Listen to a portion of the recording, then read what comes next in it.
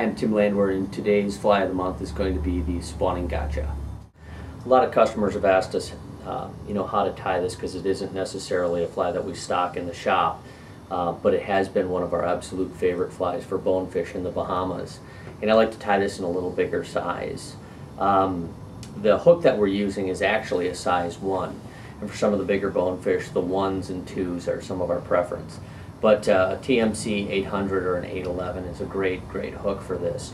The thread that we're using, which I think is very important, is the Danville waxed thread, and it lays on real flat, and we're going to be using orange or hot orange. We'll be using a bead chain eye, which I've already kind of pre-clipped and cut off, and this is a larger size, going to help to get us down. For the tail, I'm going to use some hot orange schlappen, a little bit of crystal flash in pearl or chartreuse, and for the body itself, I'm going to be using diamond braid in pearl diamond braid.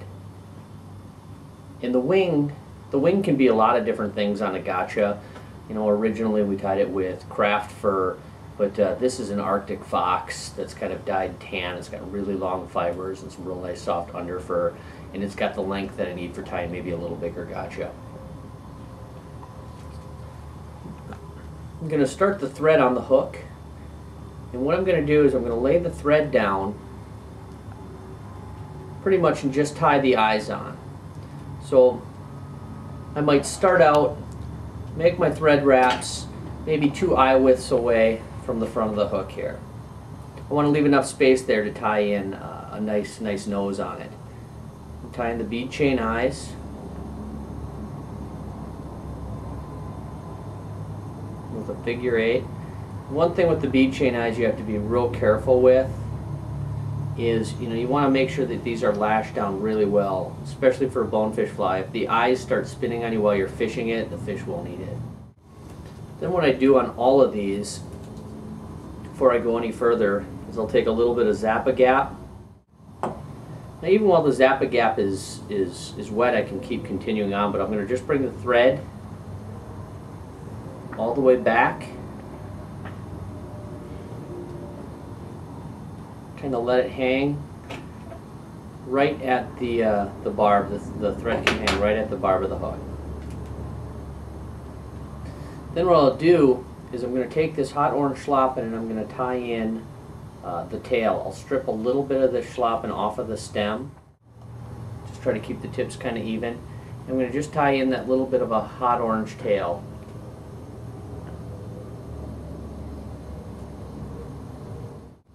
We can even leave the tags here. It doesn't really matter much because I'm just going to use that diamond braid to cover up the rest of the body.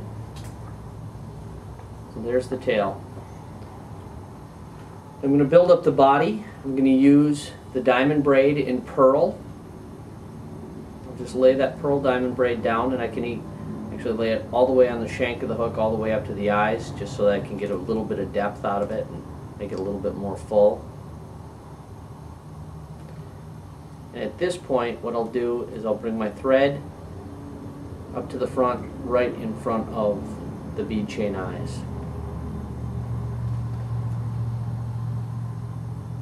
I'll start wrapping the diamond braid here, start working it forward.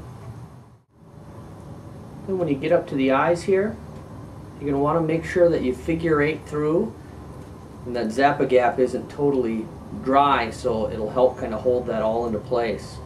So just did a couple of figure 8s right at the eyes there, just to make sure I kind of cover those up, and I'll tie that diamond braid off.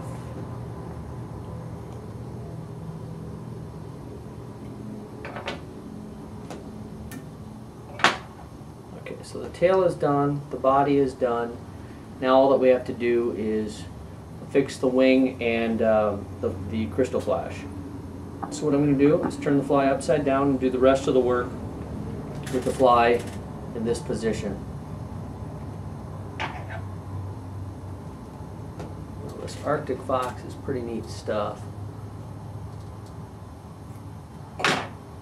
because that fluff underneath is really nice, but when I tie it down, it'll compress really, really nicely.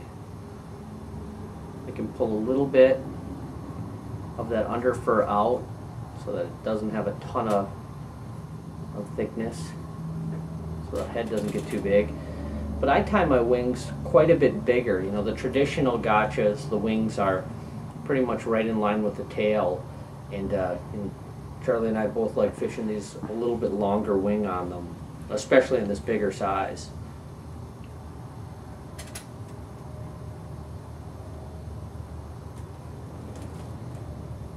You look how nice that Arctic fox compresses down really well.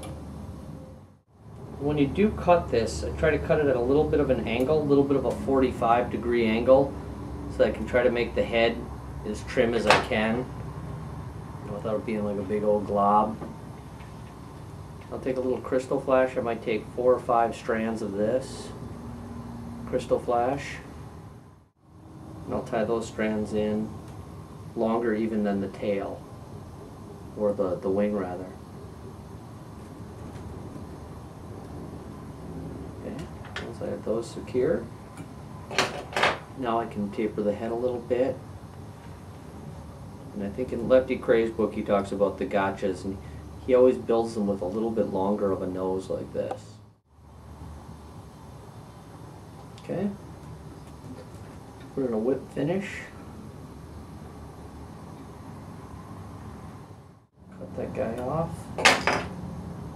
Make sure that that crystal flash shows through here over the top. The other thing that I'm going to do with this guy is I'm going to use a little bit of hard as hull. This is a real clear, hard head finish on this, so that even after a couple of fish or coral heads or something like that, they don't tear the fly up as bad.